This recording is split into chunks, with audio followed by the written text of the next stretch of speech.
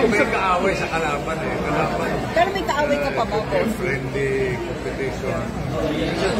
So it's been the case. Vic Soto nagsalita na rin sa intriga ng Itbulaga kung sino at sa totoo umanong kalaban nito. Nitong nagdaang Sabado ay nagkaroon ng bonggang pa-birthday kay Bossing ng mga taga-Itbulaga family. Hindi napigilan ni Bossing Vic na umiyak sa 70th birthday surprise ng Itbulaga. Kumpleto ang kanyang pamilya, mga anak, maliban kay Pasig Mayor Vico Soto. Sabi ni Bossing Vic, mangiyak-ngiyak siya dahil hindi raw talaga alam nakakantahan siya ng mga anak. Natouch umano siya ng sobra sa pagsasama-sama ng kanyang mga anak. Ayon kay Vic, isa ito sa mga pinakamasaya kong birthday at pinaka-meaningful kumbaga. I appreciated highly. Salamat, salamat.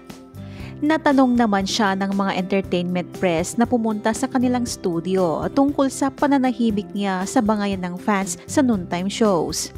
Alam mo, hindi kasi ako mas-social media eh. Mga naririnig-rinig ko lang pero part of the game yan. Kasama sa buhay yun eh. Iyong nagpapasaya ng araw-araw natin eh. Mga manonood, mga nagkukontrahan, kasama sa ano yon? Kasama sa hanap buhay yon. Never naming sasabihing kaaway, katapat, kalaban pero kaaway, iba yung kaaway namin, iba yung kaaway sa kalaban eh. Iyong kalaban, it could be a friendly competition. It's always been that case no with Itbulaga and Showtime. Ilang taon na kaming magkatapat, mananalo kami, mananalo sila, iyon ang nagpapasaya ng tanghalian ng mga Pilipino eh.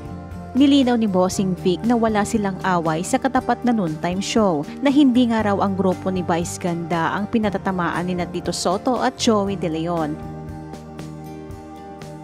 Iba raw talaga ang tinutukoy ni Tito Sen, Tito Joey na naninira sa Itbulaga. At tanggap din daw ni Bossing Vic na may mga pagkakataon na panalo sila sa ratings at may mga pagkakataon naman na panalo ang katapat nila. Basta wala raw silang away sa mga taga It's Showtime. Ang mga naninira nga raw sa kanila ay iba na mga basher, pero may panlaban daw siya sa mga troll. Ang panlaban ko sa mga troll is scroll. Pag nadaanan ko yung pinopost nila, nag-i-scroll ako.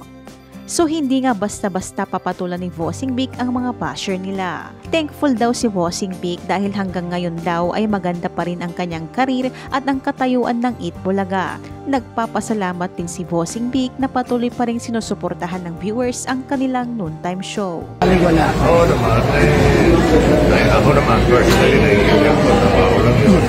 Pero yung kaaway, iba yun. Hindi ko mabatiin yun. Pero happy birthday mo, ano regalo mo sa sarili mo this year? Regalo? Wala, ito na. Kami kasi hindi kami marigalo eh.